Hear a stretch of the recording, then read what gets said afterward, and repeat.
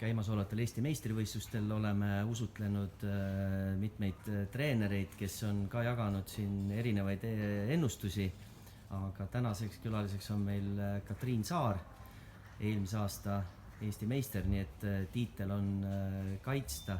Kuidas sa hindad, vaadates turniiri tabelile, et kui raskeks saab see ülesanne olla see aasta, et võib korrata oma võitu? Ausalt öeldes ma väga ette ei vaatagi tabelit, et ma vaatan üks mäng korraga, et siis eelmisel õhtul natuke mõtleb, et kuidas siin mängima peaks. Aga ega ma ei ole väga palju võistanud ausalt öeldes, et mul väga hea baas ei ole mul praegu all, et ma tunnen. Aga eks ma vaatangi siis üks mäng korraga. Ja, et tõenäoliselt siis sinu jaoks enda jaoks on küsimärk just see reaalne nagu võistlusvorm, aga vähemalt tänane mäng Polina Ramenskaja vastu andis sulle ka mingid vihjeid selles osas? Ja, et alguses ma olin ikka esimene mäng, tundsin, et olen pinges, olin natuke kange alguses, et 6-4, aga siis teine sett oli 6-0 ja ma tundsin, et hingasin rahulikult sügavalt sisse ja välja, et siis sain mängu käima ja suutsin nagu nautida ka rohkem. Ja, et asi ei olegi sugugi nii hull, nagu võis võib-olla algul karta.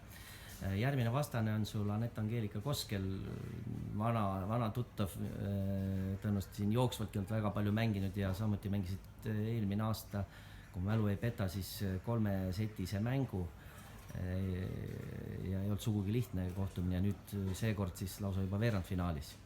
Jah, et eks me mängisime siin ka ühes GPs Kadriorus, et ma olen temaga trenni ka palju teinud, et ta on väga vastane selles mõttes, et kindlasti tal on häid päevi ja halbu päevi, et ma ei teagi, tuleb kindlasti raske mäng, et ma ikka pean endast kõik andma, et see mäng ära võtta. Ja eriti veel, kui tunnete teineteist nii-öelda läbi ja lõhki.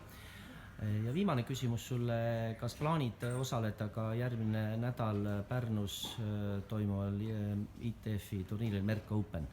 Plaanis on jah, et praegu olen kvalis peal ja vaat kuidas seal läheb. Ja, eks seal on veel veidi ka sellist loosi õnne ka. Ja. Aga edu sulle Eesti meistrivõistlustel ja ka järgmisel nädala turniiril Merck Open. Suur tänu sulle!